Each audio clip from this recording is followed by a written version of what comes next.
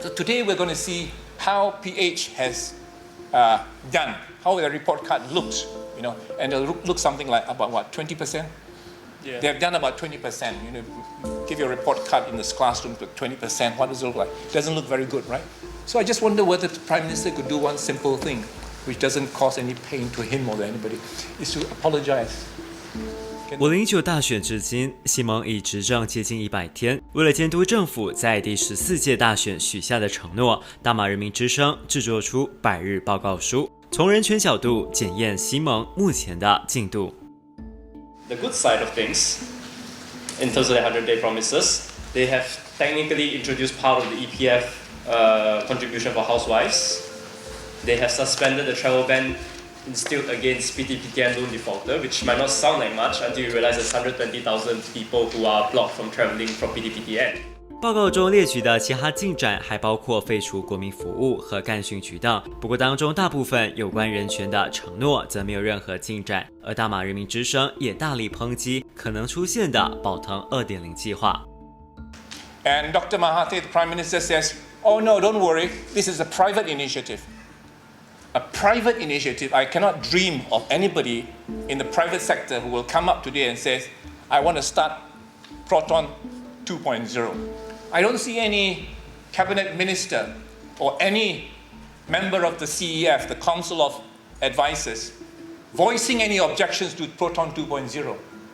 That is a very serious problem to her, because Khazanah, as you know, was brought in to bail out the crony capitalists in the 1997-98 financial crisis. And since then, Khazanah has done quite a good job and has managed to accumulate assets up to the tune of about 125 billion, and with professional managers, etc. So it has become like a national asset now. And the Prime Minister wants to privatize it because he said, I don't know how he got his ideas from, that it was originally set up for Bumiputra entrepreneurs. That's nonsense.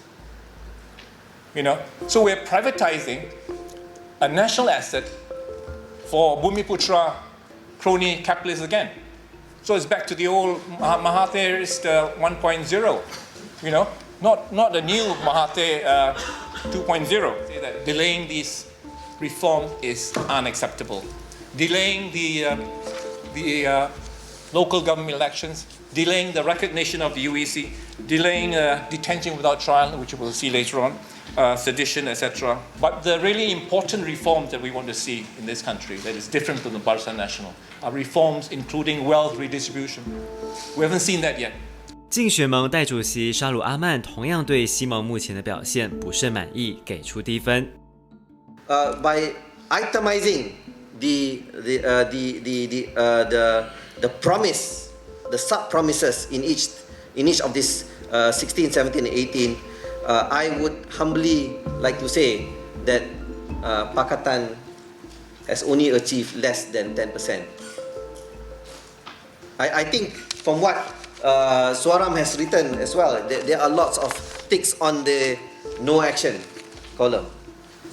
When Pakatan Harapan won the election, I think most civil society were quite cautiously optimistic.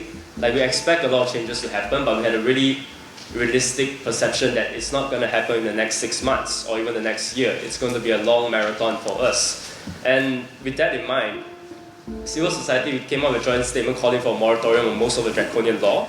So what I'll put forward was the moratorium, and that was completely ignored by the government so far as we can tell. No one had even acknowledged it or even say that yes, moratorium is something we're considering.